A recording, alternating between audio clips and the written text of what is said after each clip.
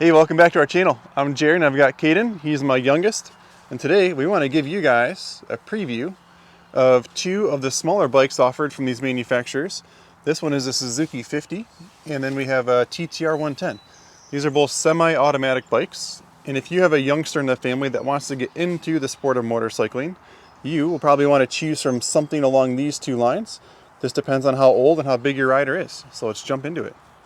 So the first bike that Caden rides is an air-cooled 50cc DRZ 50, and it's a 3-speed semi-automatic. So that means that on the ground over here, on a shifter foot, we do have a shifter, and you can see that down here, but there is no clutch up on the handlebar. And that's awesome for youngsters to learn how to ride. So his older brother has a Husqvarna 85 over there, and that is a full clutch and it's a 2-stroke, so it's a little more of a performance-based bike. And so if you have a youngster that just wants to maybe ride around a big lawn or get into the trails, this is an easy way for them to do it and not get discouraged. So the reason why we always pick on, there's different brands, but we like to choose either like a Suzuki, a Honda, a Kawasaki, or Yamaha. Those are the major 4 kids brands. Of course, you can go online and get something much cheaper, but I really like the quality that comes with these two brands, or the big 4, I should say.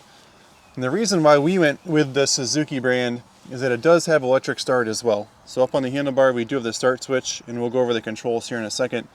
But the reason that I like the electric start feature is that if I am a parent and I'm also dressed and I'm in all of my riding gear, and we are in the middle of a trail and he flames out or stalls it, it is way more convenient for him just to shift it down into neutral, start the bike, and we take off again. So the old saying like, oh, if the kid can't start it, he can't ride it, that is cool and all, but I also want to ride too, and I don't want to kill riding time. So this is what he has been riding. It's got a seat height of 22 inches, and this is an air-cooled 4-stroke engine. So what that means is we are only going to change his oil like once a year. So there's an oil compartment here with a dipstick on top, and we're going to put regular straight gas in the top of the gas tank. So we can get hours and hours of riding out of this bike with really no maintenance. The only real upgrade that we did to this bike is different tires. So we went with a little bit of a knobbier tire because we are a little bit more experienced than some of our trails, and when they're wet they can be kind of muddy. So we wanted a better tire under the bike.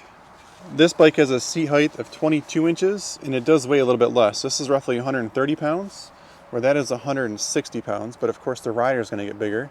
And Caden is right on the edge here. So he has been riding this, and he's very comfortable on this bike. Come on over, Kay. So he is a little over 4 feet tall, and he's around 70 pounds. So this bike has been awesome for him for a long time. And of course you could always say, well, there's like the KTM brand of 50. That's true, but it's a little 2-stroke and it's a race bike. So if you want to race with a little guy, they are a ton of work. So keep that in mind. If you're not headed to the racetrack, probably wouldn't pick on one of those bikes because they take hours and hours of maintenance as the parent. That's not always the goal when you're just a family looking for some fun. So you can see that his inseam, he can touch on the ground on both feet very easily. He can control the kickstand. He can control his arms, reach the handlebars perfectly. So it's really good size for Caden. But the problem is he's starting to ride faster, and the bumps on the dirt bike track are bigger. And so what we're not getting here is a ton of ground clearance, and we're on a smaller wheel. So with a 10-inch front and rear tire, it's a little more difficult compared to this 110 over here that has a 14-inch front wheel and a 12-inch rear wheel. So all of the theory is the same. It's still a regular gas in the top of the gas tank. It's still an air-cooled 4-stroke engine. We have the fill here for the oil. So once a year we're going to do that. I have not changed the tires on this one yet, so I'm going to let them wear them down a little bit. And the stock 110 tires aren't quite as bad. The 50 tires are way more of a lawn tire when they're new compared to these. These actually have a little bit of a knob to them, so I'm okay with those for now. All right, Kay, why don't you come on over here and sit on the 110. So this will give you an example. So this goes to almost 27 inches off the ground is the seat height. So you can see it's a little bit more of a stretch. Can you try to put that foot on the ground there? Yeah, so we can't quite get both feet on the ground. But that's okay because he's growing into it. Yeah, there you go, a good example. So Caden either has to pick the right or the left foot to put down. The cool thing with this bike is that it's still a semi-auto, so he doesn't have to learn the clutch yet. because we still just have the shifter down here on the foot, and we don't have to worry about anything up on the handlebar. So a little bit taller bike, a little bit heavier, but with those bigger wheels, it really gives him more maneuverability and a lot more fun factor. So now that he's learned how to ride, so what we're gonna do is we're gonna grab Caden's helmet, his chest protector. He's already got his jersey on, he's got his pants, he's got his good riding boots. So also as a parent, I'm huge on safety and making sure that we're wearing the proper riding gear. So if you guys are getting into the sport, these are the things that we would choose. Oh, he also has his gloves on too. So some good safety gear is always key. So we're gonna get dressed and let him do some riding. All right, so Caden's gonna get it started up. So we gotta turn the key on first. And you can see it down there. Actually, the key is already on because we had it warmed up earlier. So the key is in the on position. And this one is electric start. So get it warmed up nicely. And why don't you go ahead and do some takeoff, okay?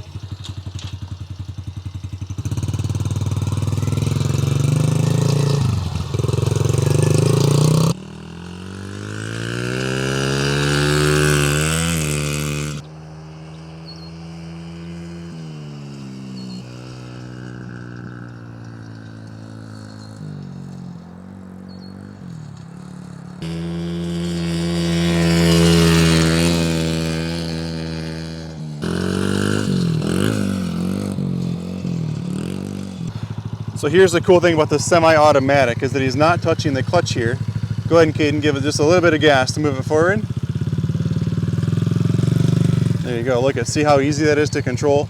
So as a parent, you're not super worried about, oh, and also there is a throttle limiter. So there's a screw over here that you can screw this in further if you want to, and it'll limit how far the throttle can twist. So right at the beginning as a parent, you can make this bike barely creep around the lawn, so you're not chasing them. So, Caden, what gear are you in now, buddy? I'm in second gear. You're in second gear? Why don't you click it down so let's show. Wait, so let's show. So this is what we're gonna do.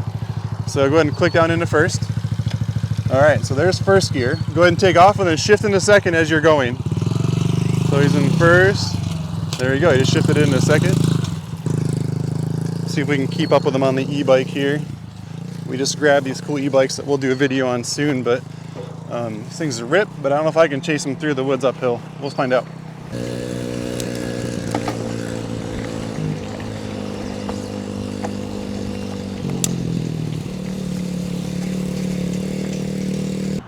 So this is one spot on this 70 that you can start to see the ground clearance issues. So as he comes around here,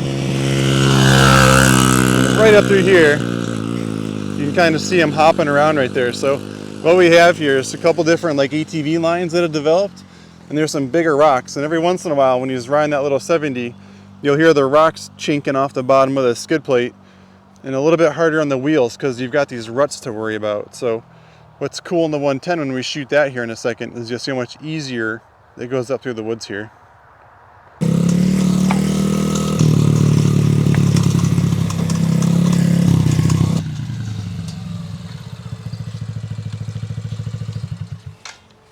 So what do you think of your little 50, bud? So it's not too good on the suspension, but it rides good, I guess. Yeah, it's been a good bike for you for a long time, huh? Yeah.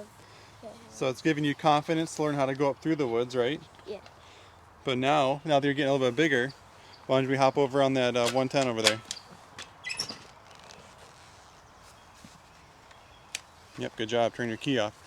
That's a major point with these little bikes is I like to buy the brands that have the backup Kickstarter because the batteries do not last very long. In fact, we have a dead battery in the chair over there. We grabbed one from the shop before we came over because the little Suzuki had a dead battery. We'd been kicking starting it, but we thought for the video we should have electric start work, huh, bud?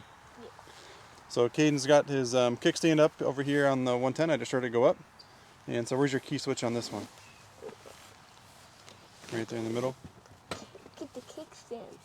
That was the kickstand that all up all the way? That's the only problem I have with this bike. Because you're so little, right? Yeah. Because you're so short. So whenever you've got, so kind of demonstrate that. So put that foot back on the ground over there. And so you're trying to like tuck that kickstand up under. It's hard with your boots to get to go up under, huh? Yeah. So kickstand's kind of tough still because you're so little. So go ahead, and where's your key switch at? Okay, key is on. And turn that on and then hit the start button. you got to be in neutral too, right, to start it? Yep. So the air-cooled bikes are kind of cold-blooded. I could hear it there. So we probably should turn your choke on for a minute. So with this bike, we'll turn the choke on for a minute.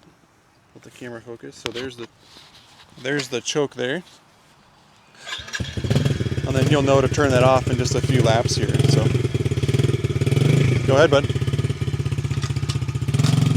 So again, semi-auto, no clutch to worry about.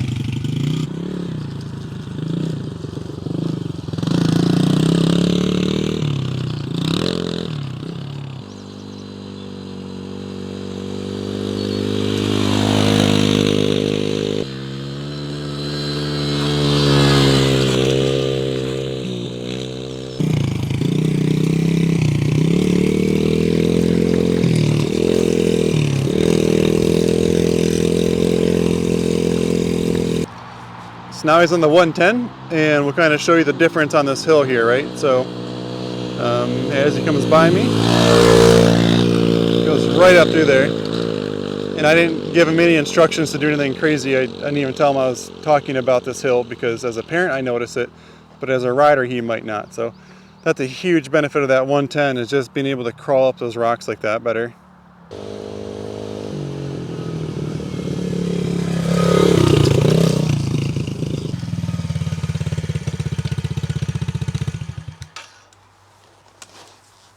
Turn your key off. So what do you think of that 110, buddy? It has like a lot better suspension. Goes over the jumps more smooth, and it's a little lighter over the jump, so you get more air. What do you think about the power difference? Is there a lot more power or not really? There's a lot more power. A lot more power in the 110? Yeah, it's harder to keep up with you in the woods when I was on the mountain bike, so I had to try to speed as fast as I could. Yeah. So, what do you think? Now that you're a little bit taller, do you like that 110 a little bit better? Yeah. Yeah, a little bit better bike. Yeah. Well, thank you guys for watching our video. This was Jared and Caden. We just like to make cool videos, and we are dirt bike nuts. His older brothers had hundreds of dirt bikes, like literally all the different models and engines and little KTM race bikes and Husqvarnas and everything. So we just like to make videos. We hope that you found this helpful. The whole goal was, if you guys are about to make that purchase to get into the sport of motorcycling, these are really fun kids bikes that are safe for the kids and can spend hours of ride time without a lot of maintenance. They're a third of the price of some of those little KTM race bikes, and they're a lot more work. So hope you guys enjoy this summer, and thanks for watching.